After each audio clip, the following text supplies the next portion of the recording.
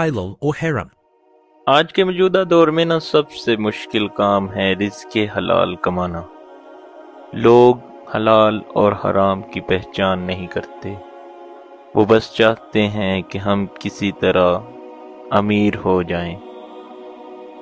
وہ short cut امیر ہونے کے لیے ہر طرح کا رزق کمانے کے لیے تیار ہو جاتے ہیں۔ پھر وہ نہ حلال کی پہچان رکھتے ہیں نہ حرام کی پہچان رکھتے ہیں۔ ایسے لوگوں کے گھروں میں اکثر پریشانیاں اور بیماریاں گھیرا کر کے رکھتی ہیں۔ وہ جتنا حرام رزق کما کے لاتا ہے اتنا ہی اس کے گھر میں اس کو نقصان ہوتا ہے۔ اسی لیے ہمیں چاہیے کہ ہم حلال رزق اللہ سے طلب کریں اور اپنی اولادوں کو حلال رزق کھلائیں۔ جو اپنی اولاد کو حلال رزق کھلاتا ہے اس کی اولاد بھی نیک ہوتی ہے اور اس کے گھر میں خوشحالی بھی رہتی ہے۔